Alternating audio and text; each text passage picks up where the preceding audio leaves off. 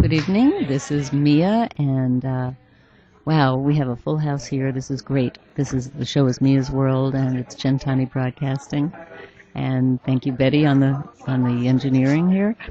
And we're going to have a wonderful show tonight because we've got Daniel Azarian here, whom I was my wonderful guest about a year ago for his wonderful film piece, Save Lolita, about the wonderful whale.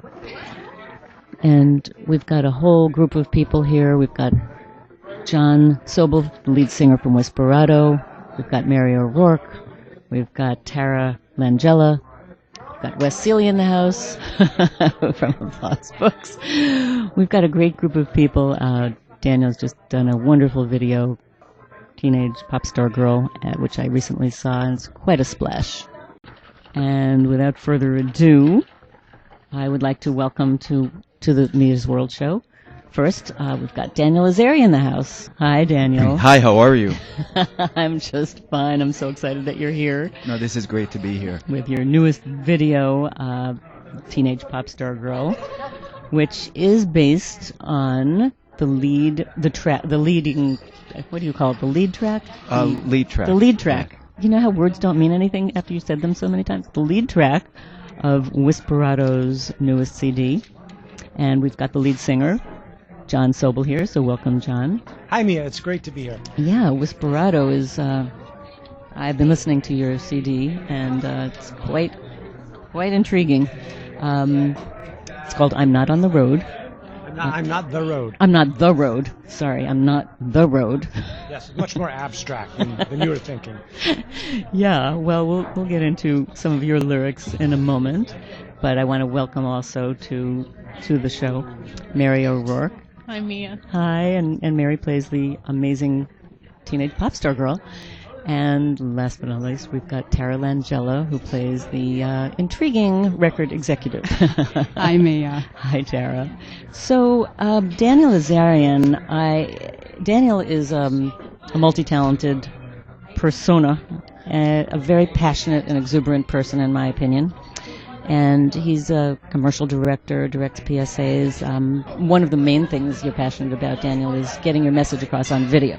Yes. And this video, which I recently saw, it's based on this sort of obsessive tweenage, I guess it's tween girl. Right, it's a tween girl. Who is sort of obsessed with this teenage pop star, perfect mannequin-like pop star icon. And I won't go too much into it, but it sort of says something to us about how crazy this pop culture is and how unrealistic our cultural icons are and how obsessed that girls and I guess boys do become. No, absolutely. You know, these images are being projected on a daily basis, and you know, it really affects young kids especially. And I think it's so all-consuming in our society that we don't even realize that it's happening. It just becomes such the norm. You know, and it does have an effect on everybody, but I think especially young girls, and that was kind of what the video was about. Yeah, well, the video is really, it's splashy, it's fun, it's upbeat, it hits you with humor, with whimsy, and with a real message, no, I think. Absolutely. The video was based on the song Teenage Popstar Girl, which John wrote the lyrics for, which he's an amazing lyricist and just a really good writer. And it was basically this cautionary tale, starting on let me tell you the story about Teenage Popstar Girl. They're an Americana band, so it definitely had a country roots rock vibe to it. But at the same time, he was talking about something very modern, which is what a pop star is. So I like the dichotomy of those two elements, and that's kind of what spurned the creative process of coming up with the video, which was kind of like a retro style, 60s, 70s, pop star. One of the reasons I did that was I think it's really more accessible or more obvious when you see marketing and advertising from days gone by. Like if you see a commercial from the 50s for Zest soap, it looks so cheesy and tacky, and it's very obvious that someone is being sold soap. When you look at a commercial today, it's so much part of our zeitgeist and our general life that you don't realize it as much. So I kind of, that in conjunction with the sound of the song kind of was where that came from. And we're back. This is Mia on Mia's World, and we're at 132 Mulberry Street at Umberto's Clam House, if you haven't guessed by now, so come on down and smell the marinara and the garlic. So Daniel Azarian is here, and John Sobel is here, Mary O'Rourke, and Tara Langella. First of all, that sound of Whisperado and Teenage Popstar Girl, it was so, when I heard the song and saw the video, which, by the way, if you go to YouTube, you can see Teenage Popstar Girl, right, Daniel? Yes, type in Teenage Popstar Girl, 3 words, and you'll get it. Oh, perfect. Those 3 words. Teenage Popstar Girl. The 60s, the sort of 60s retro look of the video, to me, blended really perfectly well with the sound of that song and of Whisperado in general. John, you can't see, of course, it's radio, but John, you sing like... I don't know if you'll agree with this, but you're a little bit of like Buddy Holly meets Holden Caulfield. And, you got that sort of the edge, that edge of the band it's a little bit Whisperado. It's a little bit cynical, it's a little bit bluesy, and this is a very upbeat but 60s look and sound. And how did you blend so well? First of all, how did you two meet, or how did you connect with the band to begin with? John had come to me. They wanted to do a music video. This was Whisperado's first, and gave me a 4-song demo, and Teenage Popstar Girl was one of them. And it was just an upbeat. I liked the sound of it, but it's when I read the lyrics that really, really got to me. It's that cautionary tale. How does it start? Gather round, people, come a little closer. I'll tell you about a girl. You can bend her, you can pose her. Yes. And that really just kind of struck a chord with me. And very visual. Yeah, and gave me the idea. And I think the 60s thing for me was just kind of what I got from the song and the sound, and then I remember I did a whole treatment and, with some production drawings and presented it to John, so that he could see what my take on it was. And then, he agreed that, we should go ahead with it. Yeah. And how was your reaction? I mean, did the band go crazy and say, this is amazing? We're so lucky. We got Daniel Azarian. We totally did. Yeah. It was unbelievably complete and professional and colorful and expressive and inspired, and I was just really, really pleased. We, the band, were just really pleased that Daniel had come up with this concept out of the song, which is, the theme was there in the song, the theme of the Teenage Popstar Girl. Yeah. In the song, the girl gives up the life of the pop star. I'd kind of been inspired by one of Britney Spears' comebacks. And I thought, what if Britney Spears didn't come back and she's just decided to chuck it and go live in the country, give up that crazy life? And so that was the original inspiration for the song. Then Daniel took it and went crazy with it. I was a little afraid when I first pitched it to John. I was like, all right, this is what I want to do. And I was really nervous. Like, okay, he's either going to think it's totally nuts or, he's going to like it. So I was a little nervous when I pitched it because I knew it was a little out there. Well, that's what the risk is. If you're an artist, you take a stand on your position, yes, and absolutely. There you go. I mean, I saw some of the visuals of the making of your video, and it's just so creative because you've got visuals of the magazine, part of the magazine. Right. We did a whole series of spoof magazine covers with Teenage Popstar Girl. A lot of humor. Some of it made it into the video, but some of them are on the website. And we really just wanted to set the stage for how these pop stars are marketed. Basically, like when you go to a newsstand and they all look perfect, and all of these, magazine covers are like right at you. You had Tumbling Rock instead of Rolling Stone. Right. And 14 instead of 17. Right. It's just great. Your mind is so humorous and quick-minded, and it's wonderful. I think the blend of you and the band is also evident in the blend of you and picking your amazing video stars, namely Mary.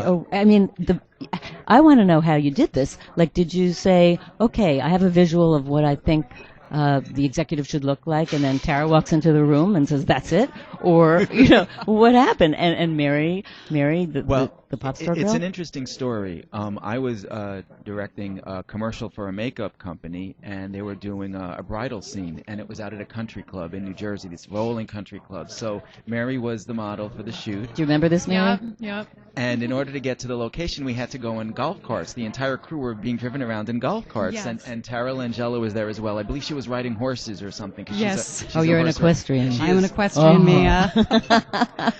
Equestrian / record executive. We're driving in this golf. Exactly. We're driving in this golf cart, and Mary's telling me a little about herself, and Tara's chiming in, and I find out that Mary went to NYU's Tisch School of the Arts and studied at Stella Yes. Adler, which I did as well. And Tara also had studied at Stella in a different program, and I just really hit it off with both of them, and just thought they were just, really just swell, I guess is the word. Swell. So when the Popstar video came up, I guess 6 or 7 months later, I was thinking about who I could use, and I remember thinking when I met both Mary and Tara, I'd love to use them for something, and then Mary just screamed at me she would be perfect for the Popstar, and then Tara's She face didn't just- literally scream. Yeah, no, she did. She did. In a very elegant way, Both women here are very elegant. You Yes. must see the video. Must see the video. And Tara Langella is just phenomenal. I mean, she just brought that record executive to life. And one of the things I thought was so brilliant about it was, I mean, she's clearly an evil character in the story, but she played it so positively and so like she was in love with what she was doing, and that's, I think, what really made it sinister and really just great to work. She was really great to work with because of that. Well, a lot of that's a testament to Daniel. I mean, and just as a director, he really, really has this unbelievable passion, as you can hear in his voice, just talking about the video. And he also is able to make you feel so comfortable as an actor, to be able to really get to where you need to be. In order to take risks, like you were saying, Mia, about being an artist, it's so important to take risks, but you also have to feel that you're comfortable, that you're in an environment where when you take that risk, you've got a net. And Daniel is the net for me. Oh, what a nice thing to say. Yeah. And Mary, I also want to bring up, she's playing the pop star. You think, oh, she's just, the model pop star, but she really played a character. If you look at the video, she had this amazing blank stare. That really captured, and it really captured the essence. And we had several discussions about the part, and I think we spoke about the Stepford Wives a little bit, right? Mm-hmm. And just kind of like we wanted her to be blank, but at the same time she had to be human as well, so the audience could relate to her. And it was really And really so tricky that to the get girl that. could relate to her. Yes, so she couldn't have been just this completely robotic mannequin, or just you wouldn't have believed it, and you wouldn't have felt attached to it. So she had to strike this balance between, emptiness and depth at the same time. So she really did an amazing job. Both of them did. You did, and I thought the casting was so right on. It was so perfect. I don't know. What did you think, band leader? Band leader John? Well, I was totally impressed when, that's the second time I've said totally, isn't it? It's okay. You're a lyricist. I was thoroughly impressed with the cast that Yeah. Dan put together. No, it really- they were really amazing. They were just inspiring, visually and character-wise. I thought the way Nicole, is it? Nicole, Nicole, yes. the girl. A little girl actress who's amazing. The way, phenomenal. The way she interacted with both the pop star girl and the whole scene of it. She came to life, even though she was very alive. But I mean, everybody sort of interacted really with chemistry. Right. What Nicole was a little girl. I mean, for your listeners who haven't seen the video, it's basically about a little girl, a tween girl, who is obsessed with this pop star. And, she has the CD, she has the poster, she has the record, she has the cereal. We got a lot of comments on the cereal, the pop star cereal. She has the T-shirt, and she goes to a pop star concert and is just mesmerized. And that's really the key moment in the video, when the little girl is in the audience looking up at the pop star who's completely plastic. And she just has this look of awe and wonderment, and I wish I could be that. So she really captured that very well. And it does talk about the sort of the that weird, sinister part of our culture, which is so haunting. I mean, it's the power that the pop culture has, right, Tara? Yes, I love the word sinister, Mia. Sinister, conniving, Scheming. scheming. You can We're tell so that dark. from your role in the video. What are you trying to say, John? And you seem Epitome such a of positive evil. person. The epitome of evil. Was that hard for you to play? Oh, it was a stretch. A little bit. No, I think, what Daniel was saying too, just about her, it was really just about not so much playing it that way or thinking that. It's more about this is her love. This is her obsession. And we don't want to give away the surprise ending. Yes, we want you to no. watch the video on YouTube, Teenage Popstar Girl. The funny thing is, the real record industry isn't that much different. How did you feel doing this as compared to, because you've done some extraordinary work that I have seen. I met Daniel first when I saw your Save Lolita piece. Right, Save Lolita. And recently you did an anti-bullying PSA, which is pretty extraordinary. Yes, Bullying is Violence with the Anti-Violence Project. Yeah, and that's a really important message that we all know about, and this must have been, how did it feel different, to do this? I like doing work. That's why I got into public service announcements, is doing work that has a message. Yeah. This video came along. It's not like this video was pure message. Obviously, it's to entertain, and Yeah. we had a lot of fun with it, and the video is definitely a lot of fun. But I like to do things that there's something creeping under the surface, and there's definitely something that's brewing, and something is not all that it appears to be. So that just appealed to me. And this video really, it really just approached it almost like a movie. It really was. We had several locations, a lot of actors. It was, the production of it, the way we went about it was more as if you would do like a short film than a music video. Mary and Tara, did you have fun playing it? I had such a great time. It was a wonderful experience, and I think it's one of those things that I'm going to look back on when I'm older and be so glad that I did. Because you were and are, I believe, still. I know you're an actress and you've done comedic work too, but Right. you have also been a model. So For it must years, have I must have started been. modeling when I was pretty young, Uh-huh. So how did that feel? Because here you are playing sort of one of those icons, and modeling must be quite a challenge. it was so important to me with Dan when he approached me saying what he wanted to do with this, that this message was so important for young people. Because when you were modeling, did you feel that there was a lot of pressure for young girls? Yeah, it's a standard that's so hard to attain, almost impossible when you think about all the retouching that's done to everything. Mm-hmm. It's not human. Yeah. So this is a perfect Yeah. role. Very Perfect. few people actually look like the images that we are projected in the media. This person really doesn't exist, and what it does is it just creates a state of like Anxiety. depression and anxiety, and and then a need. Well, if you buy this product, then you can be happy.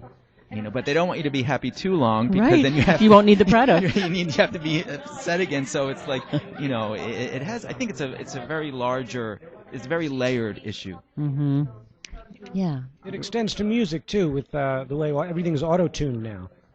It's kind of a parallel thing, because you've got the visual where everybody's got to look perfect, or they Right. feel they have to look perfect, and if they don't, there's something wrong with them.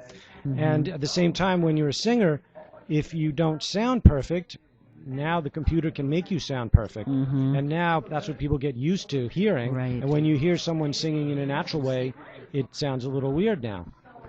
Oh, that's an interesting point. That's It's right. something that I don't know, maybe I'm strange. I have a hard time comprehending it, this obsession with perfection, because that's not what makes beauty or what art is.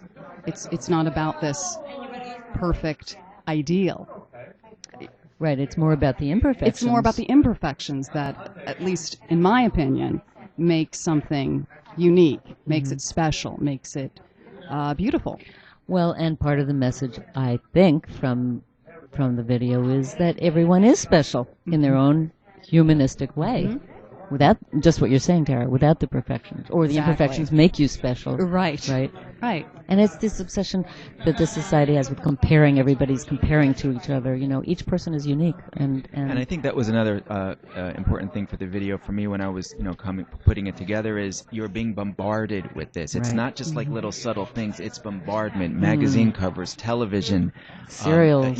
cereal box. It's like wherever that little girl walked, there was a Popstar billboard. Then she went in home, and there was a Popstar breakfast cereal, and there was a Popstar. I mean, it was just There's no escape. there's no escape from no this. escape No and, escape. and it's like you're bombarded with it. It's like an assault.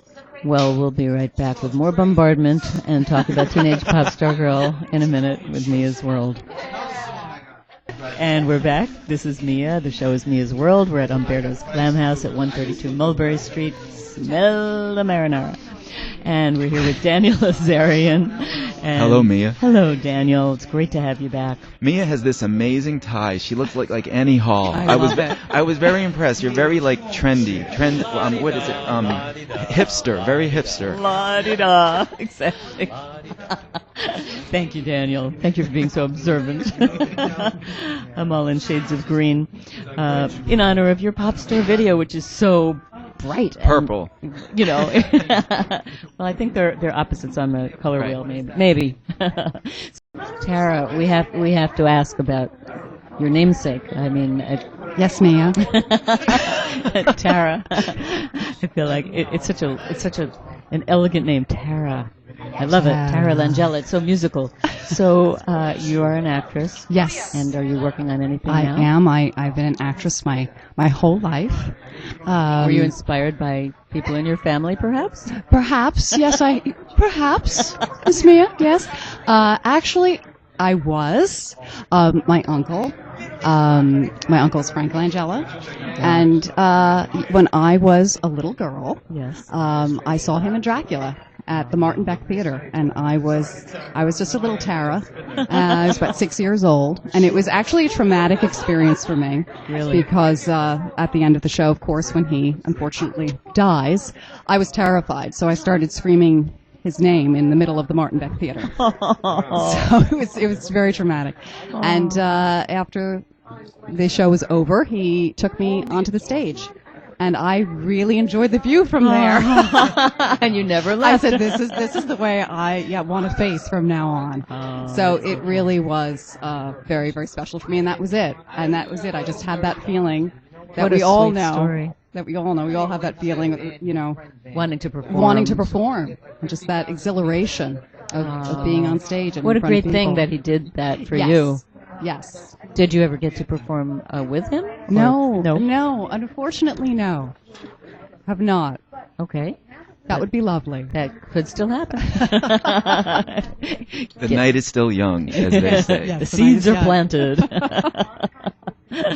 So are you working on anything right now? Well, actually, right now, I do have a children's theater company, and we are working on a new piece. It's an original piece. It's called The Living Earth, and it's really out there about children and their connection to the environment. I was always that child that was shy.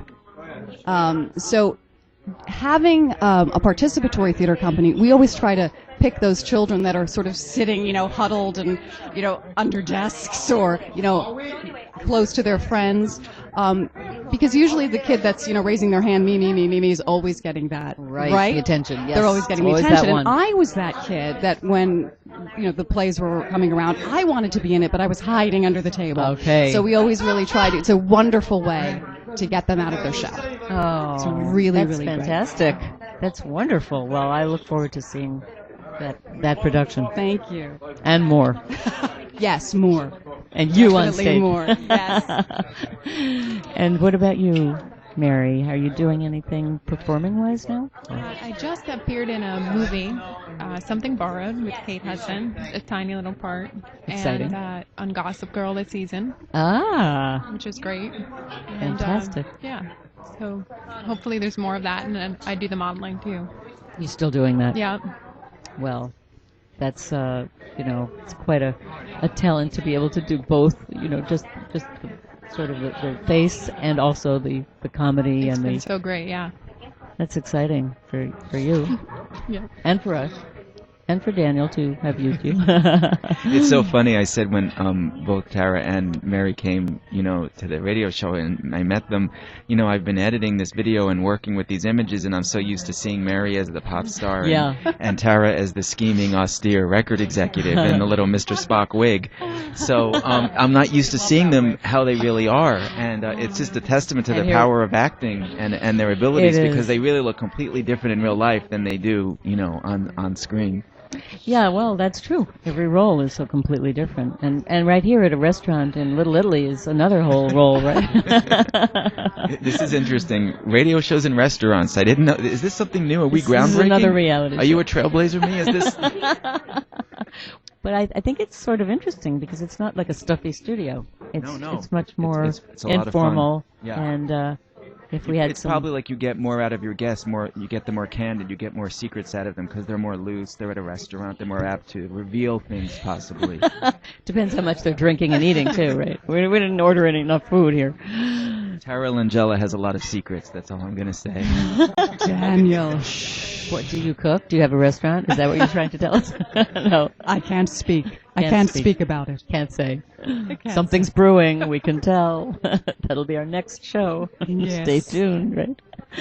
And John, what about you? Are you working on more songs? Or? Always working on more songs, but right now we're focusing on our CD release party, which is this coming Friday. And where will that be? It will be at Parkside Lounge on Houston Street at 8 o'clock. And I hope all the listeners will take note and try and make it. Yeah, well, if they see this video of Teenage Popstar Girl on YouTube, I think they will. I hope so. The CD is available online already, but we're having the official CD release party on Friday. We're going to have brownies or cupcakes or something like that. So if that's an additional incentive. No cereal? Popstar cereal. Maybe Daniel can bring some of the props. Who would have thought of this entire video that Popstar cereal is like the big star? Everybody wants to know where they can get it. Cereal's a big seller, right? I mean, you should know. You directed commercials. Oh, no, I mean, when you direct, you use your life just as most creative people. And I grew up eating cereal, and it was like the highlight of my day was what to did have you that like? sugar-coated. Well, it was funny. I have two brothers, and I was the oldest. So I would get Count Chocula. My brother Bob would get Frankenberry, and my little brother Rick would get Boo Berry. And we would all sit at the table every morning, and we'd each have our cereal, and that's it. I would always have Count Chocula, my brother would have Frankenberry, my brother Boo Berry. And it was the highlight. I mean, you would just stare at the box. You would just look at it and read it. So I think that's where I got that bright color palette in my videos, because I was like bombarded with it as a kid. Well, that does have an impact, totally, Absolutely. on your world. And the day would go downhill from there? Yeah, exactly. Well, all that sugar, I know. Right? What about you, Mary? I bet you didn't eat sugar. Cereal favorite? No. I do granola. You see? Mary's good. Mary's very healthy, actually. Peanut butter crunch all the way. Oh, wow. I like Cocoa Puffs. Okay, we're back. This is Mia again. We've got Mia's World, and we're at Umberto's Clam House with Daniel Azarian, Mary O'Rourke, Tara Langella, Wes Seeley, and John Sobel from Whisperado with the latest CD, I'm Not the Road.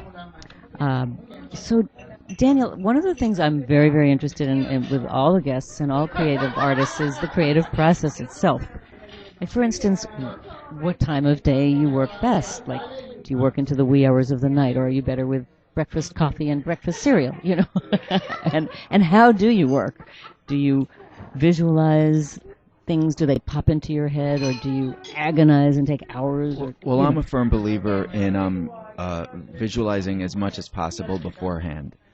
Because production is fun, but it's stressful, and there's a lot of variables and ifs when you're actually shooting. So I find it much more effective to plan as much as possible beforehand, which basically means storyboards, production drawings, really planning out all of the shots in your head, and then you communicate it with the team, and able to get as many questions answered even before you're on set. So when you go on set, you kind of know, everyone knows what they're about to do, what they're going to do. It kind of goes like clockwork because, you want to get, you always want the shot as quick as possible because the sun's always going down and you're going to lose the location, or the actors are getting tired, or the musicians, whatever. So there's always something going on, so you want to try to do it as quick as possible. So I find when, I will usually storyboard, when I'm alone at night in my apartment, and when it's coming quiet. up, yes, when it's quiet, and you kind of come up with all these ideas, and then you put a board together, and then you do a brief. And what's great is, especially with this video with John, was I was able to do like a whole treatment